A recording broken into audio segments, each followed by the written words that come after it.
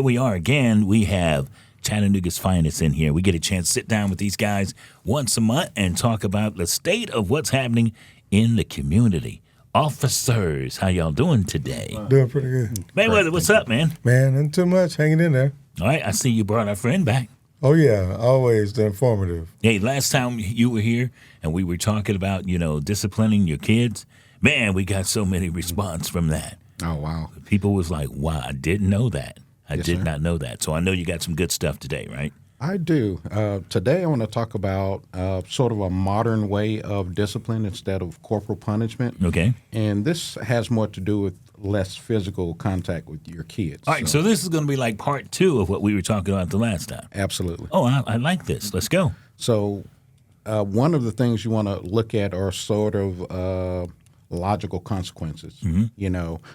If a kid is playing with a toy, he's being destructive with that toy, you may want to take that toy away from the kid. Loss of privileges, tablets, phones, grounding the kid, keeping the kid from going out to events, different things like that. Timeouts are another way to deal with, bad behavior. And another thing that a lot of parents aren't thinking about is just sitting down and having a conversation with the kid. If your kid is going through some emotional ups and downs, how about sitting down and trying to understand what's happening with the kid? What are the things that are causing those issues? Yeah, what's right, what's wrong, teaching them what's right and what's wrong. Absolutely. We were talking about discipline the last time you guys were here, and a lot of people, like I said, we had people, responding to the last time you guys were here, and they just didn't understand, or they understood, but they didn't know when was the right time to discipline and when you couldn't discipline Absolutely. the old school way Yes, sir. anymore. Again, I want to stress that you can use corporal punishment as long as you use it in an appropriate way. Again, spanking on the bottom. But as we identify, you have to do that early when a kid is in those 2, 3, 4, 5-year age development ranges. Yeah. If a kid is 15, 16, and you're trying to whoop a kid that big, obviously you're going to have a lot of issues. Yeah. All right, let me ask you guys this, man, because I know you guys are faced with this. There's a lot of things going on today in the news and, with children and people that children trust, and then all of a sudden that trust is betrayed because the person that's doing it is just not the person that should be doing it, or they're not equipped to do it. They don't know how to do it. Are there classes or are there things that, parents can take their kids to so they can all learn as a family? I know we talked about this last time you guys were here. I want to say that as a parent, if you're putting your child or children in certain programs, I would actually meet with the people that are running the programs. Yes. That's where I would start with that whole initial process. Beyond that, obviously, you want to make sure that you have good communication with your child or children. Yeah.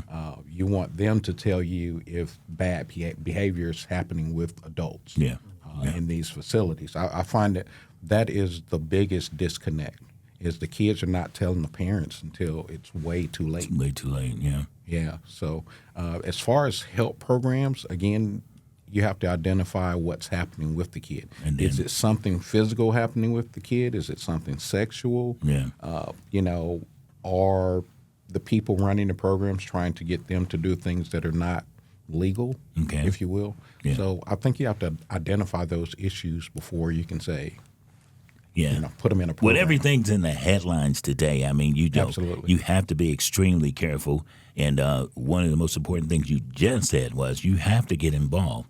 If you're going to turn your kid over to a program, whether it be whatever it is, I coach and I insist that the parents get involved. Absolutely. And be there so they can see what's going on. So it won't be any questions whatsoever. Yeah, a lot of parents, they'll take and drop their kids off. Oh, I know. And they don't know who's running the program. That's right. They don't know how long it's going to take. They don't know when the kid is coming home. That's right. Been there, done that. So those are very questionable things that, as far as a parent's accountability, I would really say put that up, in the forefront. Oh, wow. Like I said, these are great, conversations for us to have because I know you guys are out there all the time and you guys are facing these situations all the time. And to be able to have the parents, to be able to have we always say around here, knowledge is power. And if you know what's going on and if you educate yourself on what's going on, you can really cut back on a lot of things that could happen to your kids because we have to watch our kids these days, man. And that's Absolutely. the thing, Keith, a lot of times, sorry, I'm back in the back, I'm not on the mic, but involvement is the key when it comes to parenting and being with your children. Yeah. Because over the years, we all three have seen, and other officers have seen across the country, non-involvement when parents leave the children out there to just wander. They're prey. They can be preyed upon. Exactly. Yeah. Parents have to teach the children through the course of years, what's appropriate and inappropriate for a person to be touching you. Yeah. Especially Exactly. young boys and girls. Man, I'm telling you. And so, like Investigator Williams just said, it's about sitting down and talking and having that conversation with your children. Yeah. And parents being involved with the children. Yeah. Hey, that's a great point. That really is. I appreciate you coming in here and just giving us what we can use. Anything else you would want to pass on? I would say this. When it comes to your kids, if they are doing things that are good, give them positive reinforcement. Yes. Talk to your kids. Tell them they're doing a great job. Encourage them to keep going in that direction. Yes. A lot of times we don't even hug our kids. Let alone sit them down and say, hey, you know what? I'm very proud of you. So positive reinforcement from the parent goes a long way. Yeah. And I know it's tough sometimes for the parents out there that have to work and they have to do this and do that. But if you are going to allow them to be in any curricular activity, you have to get involved. And you have to understand and know the person that they are, reporting to. Absolutely. And like I say, I get it all the time. And they'll drop, like you said, they'll drop the kids off and we're sitting out there when everybody else is gone waiting for somebody to come pick them up. So you just have to understand what's going on. I appreciate y'all coming in every month.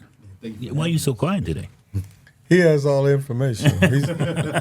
He's pretty much the expert on it. I know what I feel or think, but he's got it all down. Yeah, too. well, you're in the field expertise. Both of you guys is invaluable to this community, so we sure appreciate it. Hey, no problem at all. Yeah, man. All right. These guys are just great, man. Every month we get a chance to sit down with them, and you guys get a chance to see just their side of it. Because, you guys see it. and, man, when you see it and come in and we talk about it, it's a good thing.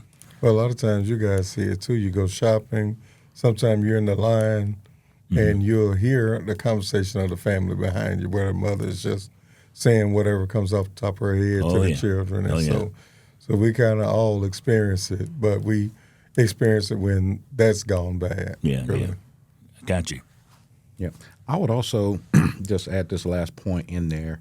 A lot of times when we are overly physical with our kids, we start to see that down the road. Years down the road, that kid is going to become physical with someone else. Yes. So if you can limit that and communicate with your kid, I think it's going to cut down on future issues as far as lashing out and especially in a physical manner towards a person. So I would say that, if a parent can limit that physical contact and control. Have more conversation and more education is the key there. Absolutely. And that brings on kind of a valuable point for me because a lot of these parents are mimicking how they came up. And so if it was hurt in how they was brought up, they haven't had a chance to understand that they've been hurt and you're actually relating hurt onto your kids on how your parents did. And not being ashamed, but to get that kind of help that you need to change your mindset up by seeking counsel on your thought process of raising children and stuff like that, and things that you went through that never got the attention of the help. And I've seen a lot of times you listen to the parents. That'd have been my mother, that'd have been my father. They would have done this, that, and other. I'm doing this, and that's a hurt that they need fixed also. They may not be doing exactly the same, but the fact they could bring up that memory means that was a painful part of their life as well. Yeah, Wow. Got to Good break point. the cycle. Break Yeah, the cycle. That's a great point. Yeah. Man, I appreciate it. Thank y'all. Once sir. again, anytime. Appreciate it. Once a month. We look forward to it. Yes, sir. All right, y'all check us out, man. These guys come in and they give us these great conversations, and we sure do appreciate it. Thanks again. Yes, sir. Thank you.